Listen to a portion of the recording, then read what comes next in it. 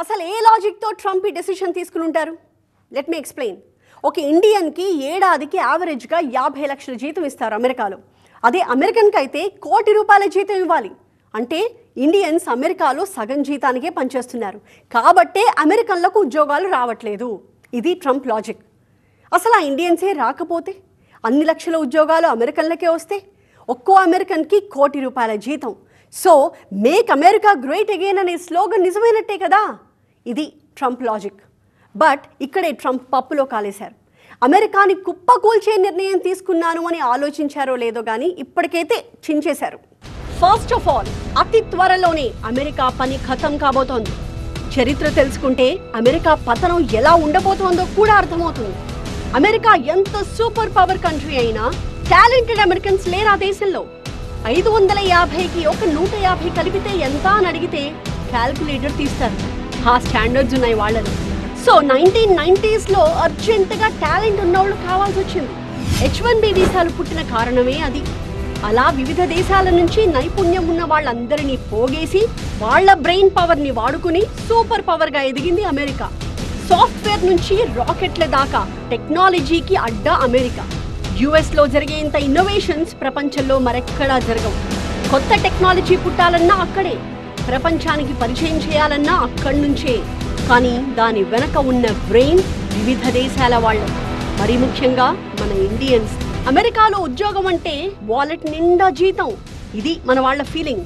కానీ అమెరికన్ కంపెనీలు ఏమనుకుంటాయంటే ఇంత చీప్గా ఇంత టాలెంటెడ్ ఎంప్లాయీ దొరికాడే అని సంబరపడిపోతూ ఉంటాయి. అమెరికన్స్ యాంగిల్లో ఇండియన్స్ చీప్ లేబర్ కిందే లెక్క. అదే కదా ట్రంప్ కోపం అంతా. ఎక్కడెక్కడి నుంచో వచ్చి తక్కువ జీతానికి అమెరికన్లో ఉద్యోగాలు లాగేసుకుంటున్నారు అనేది ట్రంప్ కోపం. అమెరికన్ కంపెనీలు కూడా లోకల్స్కి అయితే $1,00,000 ఇవ్వాలి, అది ఇండియన్స్కి అయితే $60,000 చాలు అని H1B వీసాలను ఎడాపెడా ఇచ్చేసి ఇండియన్స్ని ఊరించాయి. ఏడాదికి 85,000 H1B వీసాలను జారీ చేస్తే అందులో 72% భారతీయులే. చైనా వాటా జస్ట్ 11%. మిగిలిన 17% ప్రపంచ దేశాలన్నీ వాడుకుంటాయి. అంటే ఎంతమంది భారతీయులు అమెరికాకు వెళ్తున్నారో ఊహించవచ్చు. ఆ విధంగా కొన్ని వేల కోట్ల డాలర్ల లాభాలు ఆర్జించాయి ఆ కంపెనీలు. యాపిల్, గూగుల్, మెటా, అమెజాన్ ఇలాంటి కంపెనీలకు దిమ్మ తిరిగే లాభాలు ఎలా వచ్చాయి? ఇండియన్స్కి ఇచ్చే తక్కువ జీతాల వల్లే. ఇప్పుడు కానీ ఇండియన్స్ని తీసేస్తే ఆ ప్లేస్లో అమెరికన్స్ని పెట్టుకుంటే అక్కడి కంపెనీలకు ఇన్నిన్ని లాభాలు వస్తాయా?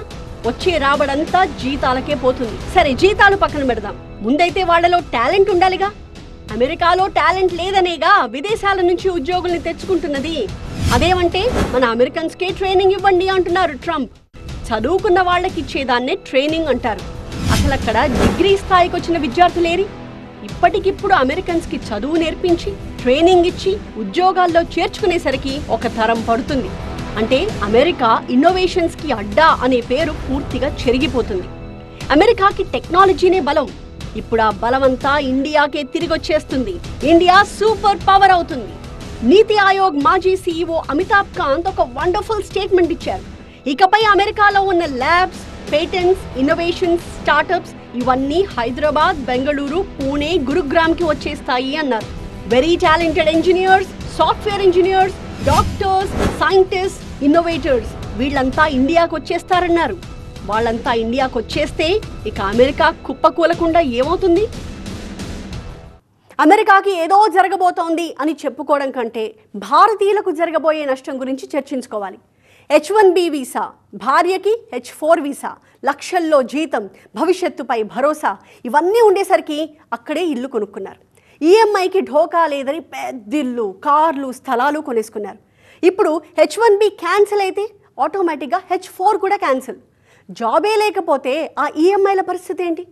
అసలు అమెరికాలోనే ఉండలేరు కదా. అన్నీ వదులుకుని భార్య పిల్లలతో ఇండియాకు వచ్చేయాల్సిందేగా. కొన్ని లక్షల మంది అలా ఇండియాకు వచ్చేస్తే అంతమందికి ఇక్కడ ఉద్యోగాలు ఇచ్చే కంపెనీస్ ఏవి? డిమాండ్ తక్కువ ఉంటే 1,00,000 ఇచ్చే దగ్గర 50,000 జీతానికే పనిచేయాల్సి వస్తుంది. అంటే సాఫ్ట్వేర్ ఉద్యోగుల జీతాలు దారుణంగా పడిపోబోతున్నాయి. ఆస్తులు వదిలేసి ఉద్యోగాలకు రాజీనామా చేసి ఇక్కడికి వచ్చి రాజీ పడి బతకాల్సిన పరిస్థితి. మరి ముఖ్యంగా తెలుగు వాళ్ళకి ఇది కష్టకాలమే. అమెరికాకు ఏదో జరగబోతుందని చెప్పుకోవడం కంటే భారతీయులకు జరగబోయే నష్టం గురించి మనం చర్చించుకోవాలి. H1B వీసా, భార్యకు H4 వీసా, లక్షల్లో జీతం, భవిష్యత్తుపై భరోసా ఇవన్నీ ఉండేసరికి అక్కడే ఇల్లు కొనుక్కున్నారు. ఈఎంఐకి డోకా లేదని పెద్ద ఇల్లు, కార్లు, స్థలాలు కొనేశారు. ఇప్పుడు H1B క్యాన్సిల్ అయితే ఆటోమేటిక్ గా H4 కూడా క్యాన్సిల్. జాబ్ లేకపోతే ఆ ఈఎంఐల పరిస్థితేంటి? అసలు అమెరికాలోనే ఉండలేరు కదా. అన్నీ వదులుకుని భార్యా పిల్లలతో ఇండియాకొచ్చేయాల్సిందేగా. కొన్ని లక్షల మంది ఇండియాకొచ్చేస్తే అంతమందికి ఇక్కడ ఉద్యోగాలిచ్చే కంపెనీలేవి? డిమాండ్ తక్కువ ఉంటే లక్షిచ్చే దగ్గర 50,000 జీతానికే పనిచేయాల్సి వస్తుంది. అంటే సాఫ్ట్వేర్ ఉద్యోగుల జీతాలు దారుణంగా పడిపోబోతున్నాయి. ఆస్తులు వదిలేసి ఉద్యోగాలకు రాజీనామా చేసి ఇక్కడికొచ్చి రాజీపడి బతకాల్సిన పరిస్థితి. మరీ ముఖ్యంగా తెలుగోళ్లకు ఇది కష్టకాలమే. H1B వీసాకు ఓ 1,50,000 కడితే సరిపోయేది. ఇప్పటి వరకు 1,50,000 కదా అని ఆ మొత్తాన్ని కంపెనీలే భరించి ఇండియా నుంచి ఉద్యోగుల్ని రప్పించుకుంటున్నాయి.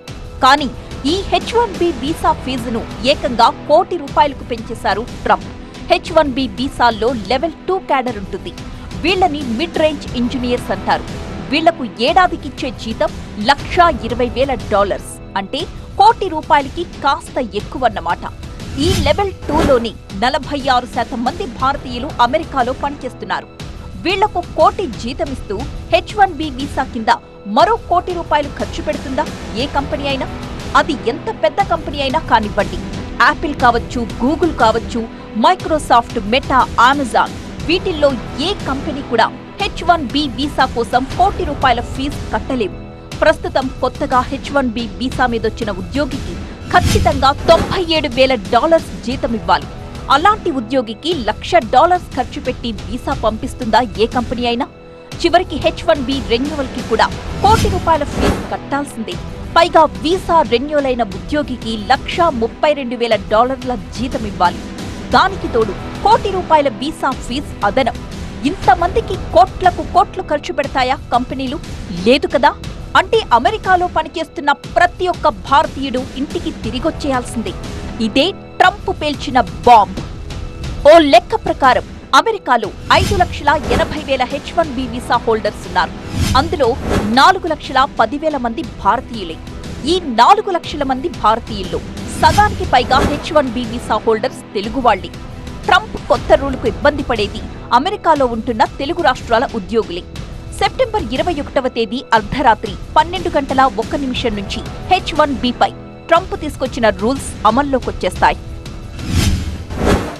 మిమ్మల్ని అక్కడ కూర్చొని $1,00,000 తీసుకురామంటే ఎక్కడి నుంచి పట్టుకోస్తారు? మీరు $1,00,000 కంపెనీ పే చేయాలి, మీరు కూడా పే చేయరాదు. మీ దగ్గర ఒక $1,00,000 ఉన్నా కూడా $1,00,000 తప్పన ₹90 లక్షల మిమ్మల్ని పే చేయమని వాళ్ళు అడిగితే అది కూడా కంపెనీ పే చేయాలి, మీరు కూడా పే చేయరాదు. సో మీరు ఎవ్వరు కూడా ఈ వారం అన్నది మీరు ట్రావెల్ పెట్టుకోకండి. క్లియర్ డైరెక్షన్స్ వచ్చిన తర్వాత మీరు పెట్టు. అందుకే H1B వీసాలుండి విదేశాలకు వెళ్లిన వాళ్ళు ఎక్కడున్నా సరే 24 గంటల్లో అమెరికాకు వచ్చేయాలని కంపెనీలు ఆర్డర్స్ పాస్ చేశాయి. స్టార్ట్ ఇమీడియట్లీ అని మెయిల్స్ పంపించాయి. భార్య లేదా భర్త ఎవరికైతే H4 వీసా ఉందో వాళ్లు కూడా 21వ తేదీ అర్ధరాత్రిలోపు అమెరికాలో ల్యాండ్ అవ్వాలని కంపెనీల నుంచి ఈమెయిల్స్ వెళ్లాయి. H1B, H4 వీసాలున్న చాలా మంది ఇండియన్స్ తల్లిదండ్రుల కోసమో, సెలవులకో, ఇంకేదైనా అర్జెంట్ పనుందో ఇండియాకొచ్చారు. వీళ్లంతా ఉన్నట్టుండి అమెరికాకు బయలుదేరాలి. ఈ H1B ఫీ కొత్త H1B తీసుకొని అమెరికాకు ఎంటర్ అయ్యే వాళ్లకు మాత్రమే పరిమితం అవుతుంది. ఇక్కడ అమెరికాలో ఆల్రెడీ H1B వీసా పైన ఉన్నవాళ్ళు, లేకుంటే స్టూడెంట్ వీసా నుండి H1Bకి ట్రాన్స్ఫర్ చేయాలనుకున్న వాళ్లకు ఇది ఇంపాక్ట్ కాదు అని అనాలిసిస్ చేసి చాలా మంది అభిప్రాయం వ్యక్తం చేస్తున్నారు. మరి అమెరికాలో ఉద్యోగం చేయాలనుకునే వారి పరిస్థితి ఏంటి? అక్టోబర్ 1 నుంచి కొత్త ఆర్థిక సంవత్సరం మొదలవుతుంది. సో H1Bకి అప్లై చేసే ప్రతి ఒక్కరూ ₹1 కోటి ఫీజు కట్టాల్సిందే. మరి అమెరికా కంపెనీలు ఏమంటున్నాయి? ట్రంప్ నిర్ణయం సూపర్ అంటున్నాయి. ఎందుకంటే ట్రంప్ని ఎదిరించే పరిస్థితుల్లో అక్కడి కంపెనీలు లేవు కాబట్టి. కాకపోతే ఒక వార్నింగ్ ఇచ్చాయి. మున్ముందు అమెరికా ఇక ఏమాత్రం సూపర్ పవర్ గా ఉండబోదని తేల్చేశాయి.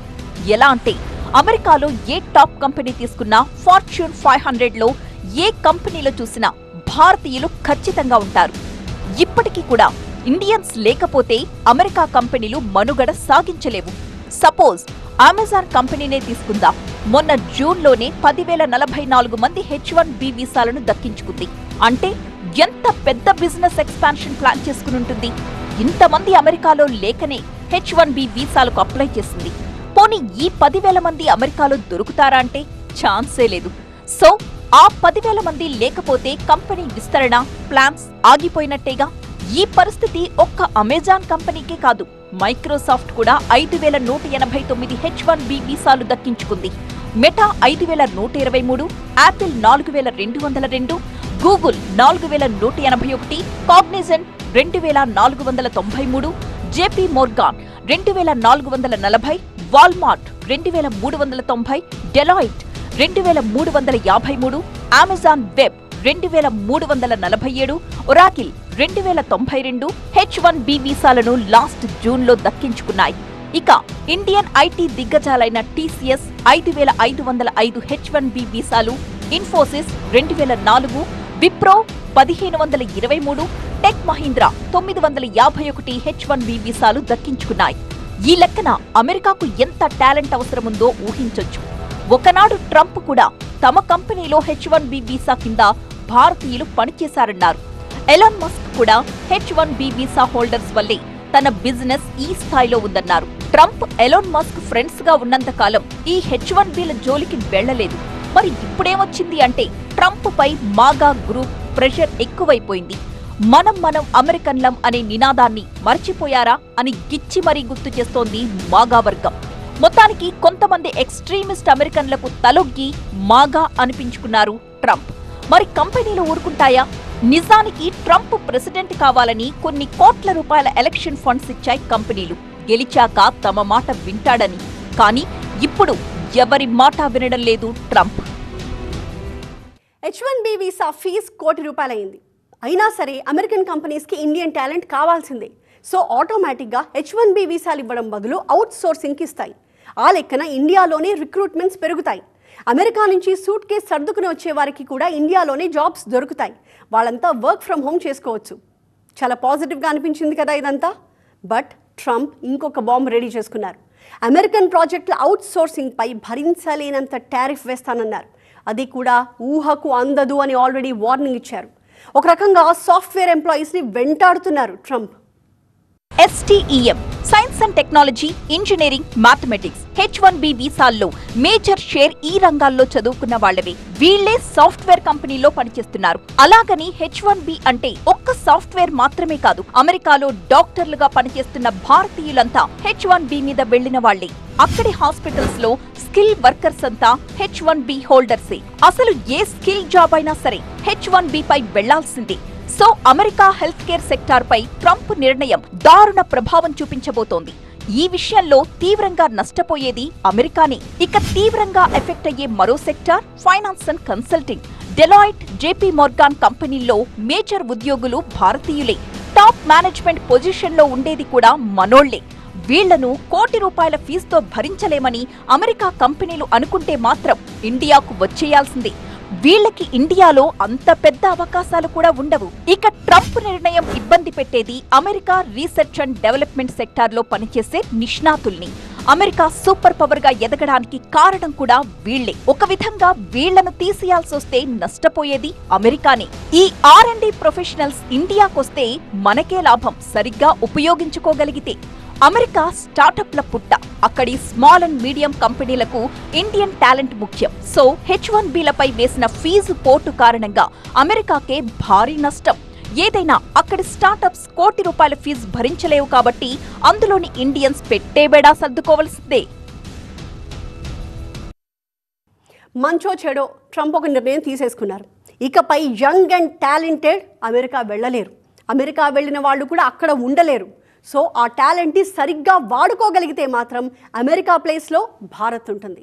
ట్రంప్ డెసిషన్ ఇండియన్ ఎకానమీని కొంత దెబ్బతీయొచ్చు, కానీ భవిష్యత్తులో అదే మనకి మంచి చేయబోతోంది. ఇది ఇవాల్టి బర్నింగ్ టాపిక్. మరొక అంశంతో మళ్ళీ కలుద్దాం. చూస్తూనే ఉండండి TV9.